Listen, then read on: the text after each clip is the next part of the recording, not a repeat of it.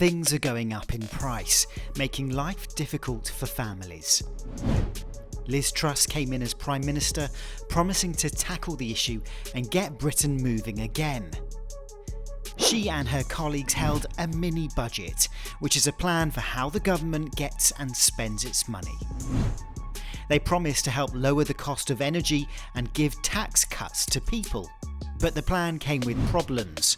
The markets, which are made up of thousands and thousands of people who work with money worldwide, didn't think that the sums added up. This caused huge issues and made Britain's money problems worse. Liz Truss has now changed her mind on one of the tax cuts for the richest people.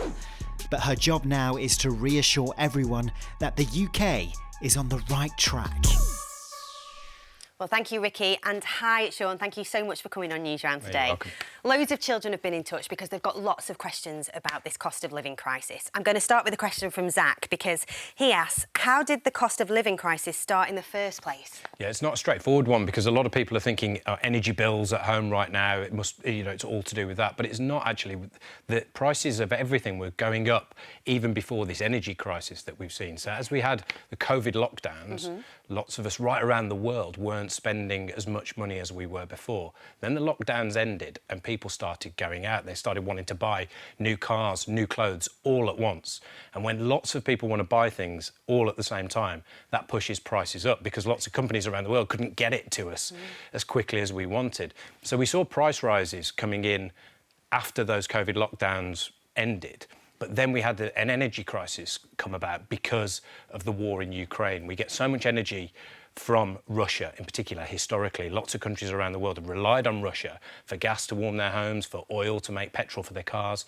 When all of a sudden we decided we're not going to be giving Russia more money for that war in Ukraine, we're going to buy it elsewhere, that meant we had to pay more for our energy elsewhere. OK, that makes a lot of sense, and it leads into the next question, actually, because another newsrounder has asked, why is the cost of things like petrol, electricity and food risen? So petrol is linked to oil very directly. You make petrol from oil.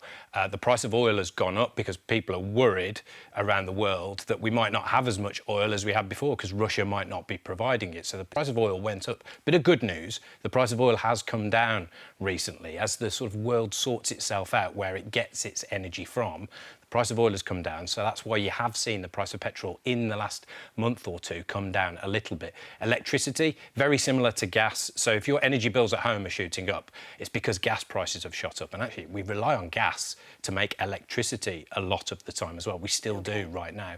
So as energy prices go up, electricity prices go up as well. When it comes to food, not only is the cost of making food more expensive because energy costs are up, you've got to transport your food around the world, and we know that petrol and diesel costs are up. We rely on Ukraine and Russia massively to make grain. And so since the war escalated there, it's been much harder to get that, so we've had to pay more for our food from elsewhere. Wow, that makes a lot of sense. Thank you, Sean. Now, this is one that a lot of people have been asking, but Sparkling Chocolate Kitten asks, how long will the cost of living crisis last for?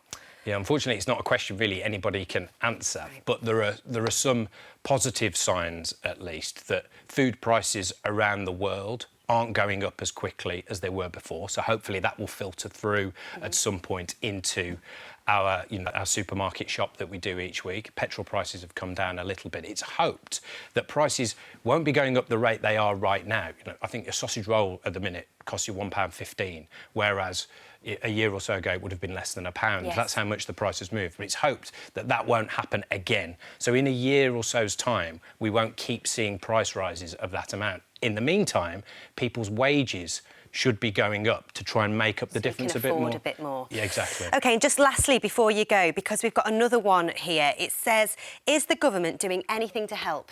Well, on energy bills, that's probably the biggest one. It's quite hard to put into proportion how big a deal, how much the government is paying for our energy bills. Our energy bills should be a lot higher, but they've said they're going to cap them for the average household at £2,500. So that's the average household. It doesn't mean you can just use as much energy as you want and it'll be for free, but it does mean they're putting a limit on how much people pay. Thank you so much, Sean. That was really helpful, and I hope it's answered your questions as well.